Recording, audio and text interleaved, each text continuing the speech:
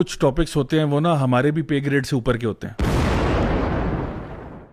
फिर एक सवाल पैदा होता है कि जी उलमा जो हैं वो शायद डरपोक हैं, उलमा जो है वो आवाज़ नहीं उठाते, उलमा एक्शन नहीं लेते।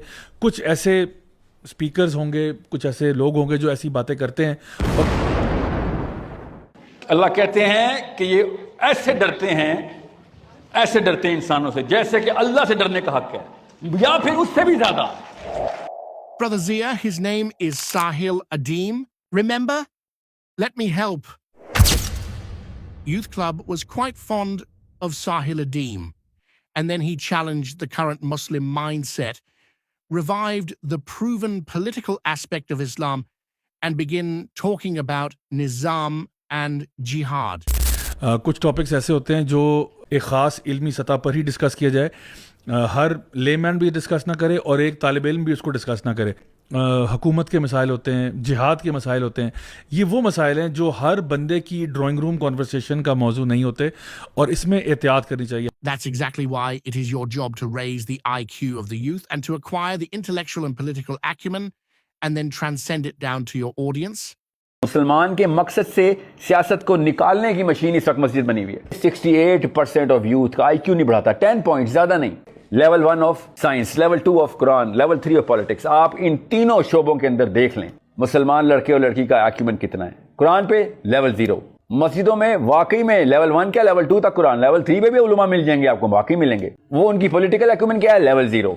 Dear Youth Club, why is it so that you never quote what Maulana Maududi said about Nizam and Jihad? I could have asked about Maulana Ishaq too, but I guess he's above pay grade. बहुत ही खूबसूरत बात है कि आप पहले एक माशरे की तश्कील देते हो, नमाज रोज़े से स्टार्ट करते हो और फिर आप करते करते जो चोटी है अमाल की वो जिहाद फी सबिलिल्लाह है।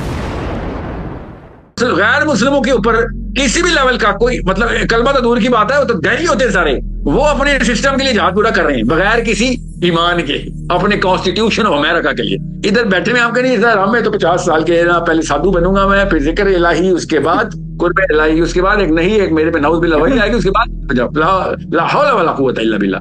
ये 2 नंबरी शैतान सिखाता है इनको ताकि 18 साल का लड़का किसी तरीके से 28 साल का बाबा हो जाए और बीच में कुछ भी ना करे, बस दरख्तों की छाया में बैठे। You could have countered Sahil Adeem rationally, but your insecurity came into action, and you guys ended up twisting his words and throwing false accusations at him, and exposed yourselves in the process, and that's a shame. तो फिर ये argument आता है कि जी नमाज रोज़ा कुछ नहीं है, नमाज रोज़ा छोड़ दो, मौलवियों ने तुम्हारा दिमाग ख़राब कर दिया हुआ है। आप ये भी कहते हो कि मैं हुसैनी हूँ, बस मैं हुसैनी हूँ, चंदा दो मुझे, क्या करना चंदा, फ़लस्तीन की आवाज़ उठाएं। वो ये कह रहे होते हैं उलमाए किराम जो मैं कह रहा हूँ मुस्तनद है मेरा फरमाया हुआ, उसके मुताबिक कहें भाई जो मैं कह रहा हूँ। और ये बात फिरौन ने कही थी, ये बात फिरौन ने कही थी। ठीक है।